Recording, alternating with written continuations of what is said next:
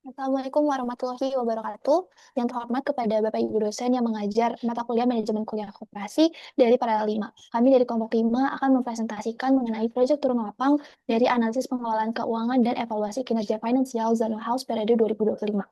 Sebelum kami mulai, izinkan kami memperkenalkan diri terlebih dahulu. Yang pertama ada Sabita Marisyadah, selanjutnya ada saya sendiri, Chelsea Sulaiman, selanjutnya ada Naila Maisyah, selanjutnya ada Araisya, dan selanjutnya ada Muhammad Fahri, ada Aidil Hajj, dan juga Fahmi Aziz. By the next.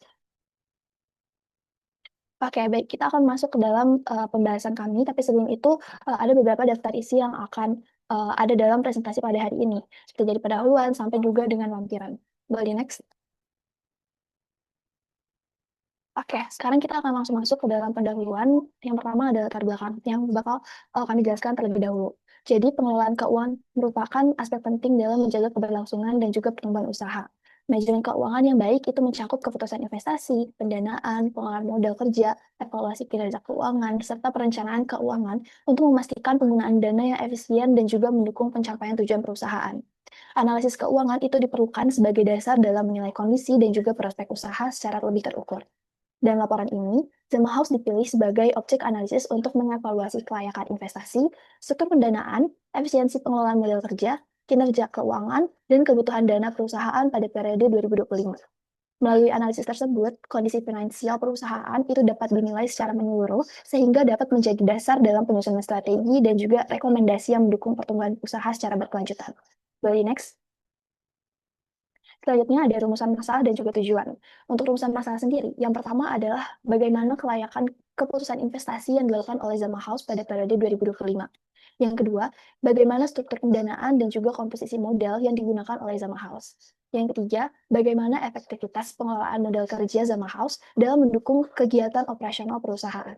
Yang keempat, bagaimana kinerja keuangan Zama House berdasarkan rasio likuiditas, solvabilitas, dan juga profitabilitas. Dan yang terakhir adalah bagaimana perencanaan keuangan Zama House dalam memenuhi kebutuhan dana dan juga mendukung pertumbuhan usaha pada periode berikutnya. Selanjutnya adalah bagian tujuan. Yang pertama itu kita menganalisis kelayakan keputusan investasi Zama House berdasarkan indikator keuangan yang relevan. Yang kedua itu menganalisis struktur pendanaan dan juga komposisi modal Zama House pada periode 2025.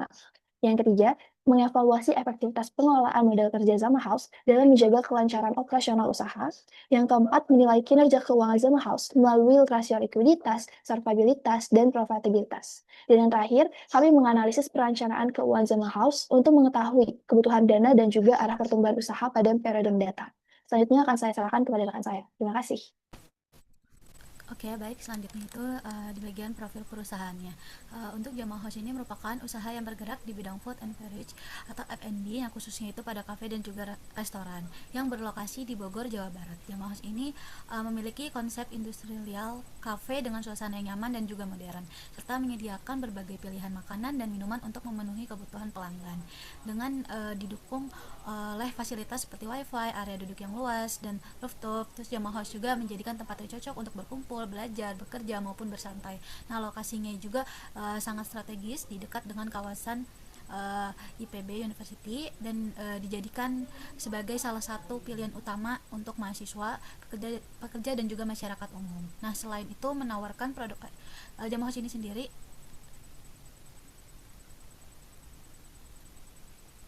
Oke, selanjutnya masuk aja ke visi misi. Yang pertama itu menyediakan makanan dan juga minuman yang berkualitas dengan cita rasa yang konsisten. Yang kedua itu memberikan pelayanan yang ramah, cepat dan juga profesional kepada pelanggan. Yang ketiga juga menciptakan suasana kafe yang nyaman, bersih dan mendukung sebagai aktivitas pelanggan. Yang keempat, mengembangkan inovasi menu yang sesuai dengan kebutuhan dan juga tren pasar. Yang kelima, menjaga hubungan baik dengan pelanggan melalui pelayanan yang memuaskan dan berkelanjutan. Dan yang terakhir, mendukung pertumbuhan ekonomi lokal melalui penciptaan lapangan kerja dan kerjasama dengan berbagai pihak.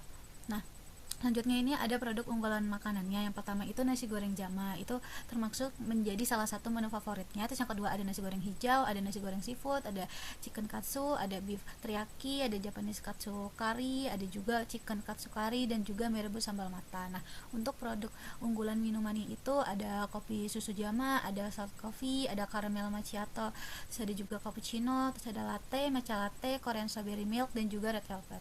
Nah, untuk produk unggulan snack dan juga dessert rolls itu ada croffle, ada churros, ada cheese roll, ada french fries, ada spicy chicken wings, mixed plate, onion ring, dan juga roti bakar. Oke, selanjutnya dilanjutkan oleh rekan saya.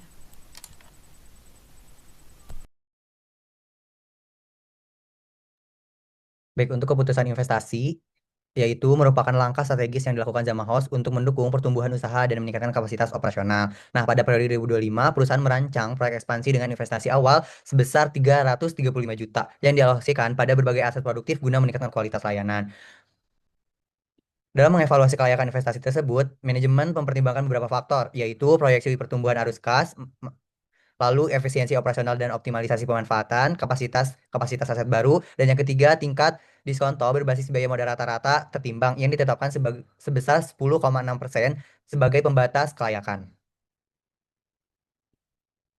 Nah, untuk keputusan investasi yang pertama ada analisis kelayakan investasi. Yang pertama itu perhitungan NPV. Di tabel ini dijelaskan ada arus kas bersih, lalu arus kas kumulatif, PVV faktor, present value, dan PV kumulatif. Nah, target horizon investasi diproyeksikan berlangsung selama 5 tahun dengan estimasi total arus kas masuk bersih yaitu sebesar 845 juta. Lalu present value-nya mengukur selisih antara nilai sekarang dari arus kas masuk bersih dengan investasi awal menggunakan tingkat diskonto sebesar 10,6%. Berdasarkan hasil perhitungan, total nilai sekarang, present value-nya itu, dan arus kas masuk selama 5 tahun terkumpul sebesar 623 juta. Nah, yang kedua ada perhitungan internal return of return, merupakan tingkat pengembalian investasi yang menunjukkan tingkat diskonto ketika NPV bernilai nol. Nah, berdasarkan hasil perhitungan, proyeksi ekspansi Jamaah itu menghasilkan yaitu 36,69%. Nah, nilai tersebut tuh jauh lebih tinggi dibandingkan WACC sebesar 10,6%, sehingga proyek mampu memberikan tingkat pengembalian yang melebihi biaya modal perusahaan. Nah, untuk keputusan investasi yang ketiga yaitu perhitungan DPB atau diskon payback periode, di mana digunakan untuk mengukur waktu yang diperlukan untuk mengembalikan investasi awal dengan mempertimbangkan nilai waktu uang atau time value of money. Nah, di sini diperlihatkan juga ada tabel perhitungan DPB, di mana berdasarkan perhitungan akumulasi present value arus kas investasi awal Jamaah itu sebesar 335 juta dapat dipulihkan dalam waktu 2,80 tahun. Nah, karena periode pengambilan tersebut lebih singkat dibandingkan umur proyek direncanakan selama 5 tahun, maka investasi dinilai layak. Nah, untuk perbandingan indeks P ini digunakan untuk mengukur perbandingan antara nilai sekarang arus kas dengan investasi awal. Nah, diperlihatkan juga perhitungan indeksnya, sehingga berdasarkan hasil perhitungan diperoleh sebesar 1,86. Nah, karena profitability indeksnya tuh lebih dari satu, proyek ekspansi Jamaah House dinyatakan layak dan menguntungkan. Nilai PI ini sebesar 1,86 menunjukkan bahwa setiap satu investasi yang ditanamkan berpotensi menghasilkan manfaat sebesar 1,86. Baik, itu dan selanjutnya akan dijelaskan oleh teman saya. Baik, selanjutnya saya akan menjelaskan terkait keputusan pendanaan, di mana keputusan pendanaan merupakan strategi perusahaan dalam menentukan sumber daya yang digunakan, baik dari modal sendiri ataupun utang. Nah, tujuannya adalah untuk menjaga keseimbangan struktur modal, mengendalikan risiko keuangan, dan juga mendukung pertumbuhan usaha secara berkelanjutan. Nah, lalu pada zaman ini pendanaan itu lebih berfokus pada pemanfaatan modal internal agar ekspansinya itu dapat dilakukan tanpa membebani likuiditas dari perusahaan tersebut. Jadi, yang pertama untuk perusahaan pendanaan ini ada penjualan dan laba bersih, di mana penjualan dan laba bersih itu mencerminkan kemampuan perusahaan dalam menghasilkan keuntungan dan juga menyediakan sumber pendanaan internal, di mana bisa dilihat pada tabel 3.4 ini pada tahun 2025 pendapatannya adalah 720 juta dengan laba bersih adalah 110 juta. Nah, dari kondisi ini itu menunjukkan bahwa perusahaan memiliki profitabilitas yang baik dan juga mampu membentuk sumber pendanaan internal yang kuat. Next. Baik, selanjutnya pada keputusan pendanaan yang kedua adalah perkembangan rasio leverage, di mana rasio leverage itu digunakan untuk mengukur seberapa besar perusahaan itu menggunakan utang dalam membiayai aset dan juga modalnya. Nah, yang pertama itu ada debt ratio, di mana rumusnya adalah total liabilitas dibagi aset, dan rasionya adalah 28,88%, yang dimana asetnya itu perusahaan yang dibiayai oleh utang hanya 28,88%, dan juga ada debt to equity ratio, di mana itu merupakan rumusnya total liabilitas dibagi ekuitas, dan rasionya adalah 40,61%, yang mengindikasikan proporsi utang terhadap modal sendirinya masih berada pada tingkat yang aman. Lalu ada debt to total capitalization sebesar 10,97%, yang menunjukkan penggunaan utang jangka panjang dalam struktur modal itu relatif rendah, di mana secara keseluruhan itu rasio leverage dan max itu masih tergolong sehat karena penggunaan utangnya itu masih terkendali. Next. Selanjutnya yang ketiga adalah struktur modal usaha, di mana struktur modal itu menunjukkan komposisi dari sumber pendanaan perusahaan yang berasal dari bisa dilihat dari tabel di sini. Untuk liabilitasnya sendiri ada 28,88%, di mana itu 96,750 ribu. Lalu untuk ekuitasnya adalah 238 juta, 250 ribu, dan total modalnya adalah 335 juta, di mana itu didominasi tadi oleh ekuitasnya. Lalu untuk WACC ataupun biaya modal rata-rata tertimbang ataupun weighted average cost of capital merupakan rata-rata biaya yang harus dikeluarkan perusahaan atas penggunaan sumber pendanaan yang berasal dari utang dan juga modal sendiri. Nah, di sini bisa dilihat dari tabelnya. Untuk WACC-nya itu hasil akhirnya adalah 10,06% yang menunjukkan biaya modal rata-rata yang harus ditanggung perusahaan dan juga menjadi batas minimum tingkat pengembalian yang harus dicapai dalam setiap keputusan investasi. Next. Nah, yang terakhir di sini ada nilai perusahaan, di mana bisa dilihat pada tabel juga. Jadi ini nilai estimasi nilai perusahaan itu mengindikasikan proyeksi valuasi ekonomi entitas usaha yang dihitung berdasarkan kapitalisasi aliran laba operasi bersih terhadap total dari struktur biaya modal ataupun WACC yang digunakan. Jadi pada tahun 2025 ini memperoleh laba setelah pajak ataupun EAT-nya itu 110 juta, di mana menunjukkan kemampuan perusahaan dalam menghasilkan keuntungan dari aktivitasnya. Lalu di sini ada WACC-nya sebesar 10,06% yang sebagai dasar perhitungan, dan diperoleh juga estimasi nilai perusahaannya adalah 1.093.183.000. Lalu hasil ini menunjukkan bahwa laba yang dihasilkan itu mampu memberikan nilai ekonomi yang baik dan mencerminkan efisiensi pengelolaan modal dan juga operasional usaha yang baik. Lalu nilai operasional dari nilai perusahaan yang relatif tinggi juga mengindikasikan bahwa Sama House itu memiliki prospek pertumbuhan dan juga daya tarik yang baik. Next. Baik, selanjutnya akan dipresentasikan oleh rekan saya. Oke, baik. Terima kasih, Aras. Oke, teman-teman semua, kita bakal masuk ke bagian pengelolaan modal kerja. Jadi, pengelolaan modal kerja merupakan upaya perusahaan dalam mengelola aset lancar dan kewajiban jangka pendek agar kegiatan operasional dapat berjalan dengan lancar. Pengelolaan modal kerja juga yang efektif berperan penting dalam menjaga likuiditas, mempercepat perputaran kas, dan mendukung profitabilitas perusahaan. Nah, kita bakal masuk ke siklus konversi kas atau cash conversion cycle. Di mana ini kita ada rumus perhitungan cash conversion cycle-nya atau CC-nya. CC sama dengan DIO plus DSO dikurang DPO. Keterangannya adalah Days Inventory Outstanding atau DIO. DIO sama dengan average inventory per cost of goods sold dikali numbers of days in period. Lalu day sale outstanding-nya, DSO-nya rumusnya adalah akun akun receivable per total credit sale dikali number days in period. Dan rumus days payable outstanding-nya atau DPO-nya adalah DPO sama dengan akun payable per cost of goods sale dikali number days in period. Nah, semakin kecil nilai sisinya, semakin cepat modal kerja yang dikeluarkan perusahaan dapat kembali menjadi kas. Lalu kita bisa coba lihat teman-teman di tabel yang tertera di atas di siklus konferensi kas Zama House periode 2005. Siklus konferensi kas Zama House pada tahun 2005 sebesar 2,45. DIO-nya sebesar 21,23 hari menunjukkan rata-rata waktu yang dibutuhkan untuk mengubah persediaan menjadi penjualan. Lalu DSO sebesar 6,13 hari menunjukkan proses penagihan piutang berlangsung cepat dan efektif. Lalu DPO-nya sebesar 24,91 hari mencerminkan perusahaan mampu mengelola pembayaran kepada pemasok dengan baik. Dan terakhir ada cash conversion cycle atau CC-nya sebesar 2,45 hari, yang berarti modal kerja dapat berputar kembali menjadi kas hanya dalam waktu sekitar 2-3 hari. Kondisi ini menunjukkan perusahaan mampu mengelola persediaan piutang dan utang secara optimal sehingga mendukung kelancaran operasional dan menjaga stabilitas arus kas. Selanjutnya akan dijelaskan oleh rekan saya. Baik, kita masuk ke evaluasi keuangan, yang dimana tujuan itu untuk memberikan gambaran secara objektif mengenai posisi finansial data perusahaan, sekaligus juga memetakan potensi keuntungan, serta tantangan yang akan dihadapi dalam aktivitas operasionalnya. Yang pertama itu ada current ratio dengan nilai 1,26 yang menunjukkan likuiditasnya itu aman, di mana Zama House mampu melunasi setiap RP1 utang dalam jangka pendek menggunakan aset lancarnya tanpa perlu menjual aset tetap. Untuk quick ratio itu sebesar 0,84.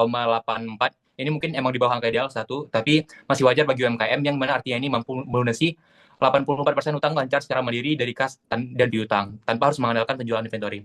Lalu deprotio itu sebesar 28,8% yang menunjukkan bahwa struktur modalnya itu kokoh karena sebagian besar aset 71,12% itu didanai oleh ekuitas. Next. Baik, lalu ada gross profit margin yang dimana ini sebesar 41,48% yang menunjukkan bahwa efisiensi operasional itu prima banget di sini. Artinya Zama House itu mampu menghasilkan laba kotor sebesar RP 0,41 dari setiap RP1 pendapatan dengan menekan biaya produksi dan bahan baku secara efektif. Untuk net profit margin-nya itu sebesar 15,28%, yang dimana ini mencerminkan efisiensi dan profitabilitas yang sangat sehat. Artinya Zama House itu berhasil mencetak laba bersih sebesar RP 0,15 dari setiap RP1 yang di penjualan, yang menunjukkan manajemen biaya operasional yang handal. Untuk return on investment itu sebesar 32,84%, yang menunjukkan bahwa pengelolaan modal itu sangat efektif. Setiap RP1 yang dikeluarkan diinvestasikan pada aset mampu menghasilkan laba bersih sebesar 0,33 rupiah, yang mencerminkan profitabilitas tinggi dan memperkuat posisi finansial Zama House di mata pemangku kepentingan. Next. Lalu untuk perencanaan keuangan, yang dimana ini adalah proses yang krusial dalam manajemen strategis untuk memastikan ketersediaan dana bagi operasional dan investasi masa depan. Yang dimana di sini juga memproyeksikan dampak kebijakan melalui laporan keuangan, seperti estimasi pendapatan, laba bersih, serta struktur modal. Yang pertama itu ada proyeksi pendapatan. Untuk proyeksi sendiri, awalnya itu di tahun 2025 pendapatannya sebesar 720 juta. Untuk proyeksi 2026 itu sebesar 780 juta, dan untuk proyeksi di tahun 2027 itu sebesar 855 juta sekian, ada 432 ribu. Dengan proyeksi pertumbuhannya itu 9% per tahun. Lalu ada perhitungan additional fund needed, yang dimana berdasarkan AFN ini hasilnya itu sebesar minus 50 juta 457.500 rupiah, menunjukkan bahwa Zama House tidak membutuhkan pendanaan eksternal untuk pertumbuhan di tahun 2026. Next. Dilanjutkan oleh rekan saya. Baik, berdasarkan hasil analisis yang sudah kami lakukan, Zama House ini memiliki kondisi keuangan yang sehat dan juga prospek pertumbuhan yang baik, di mana dari aspek investasi, proyek ekspansinya itu dinilai layak untuk dilaksanakan karena menghasilkan net present value sebesar 288,6 juta dan juga internal rate of return sebesar 36,69% yang lebih tinggi dibandingkan dengan weighted average cost of capital sebesar 10,6% serta profitability index sebesar 1,86.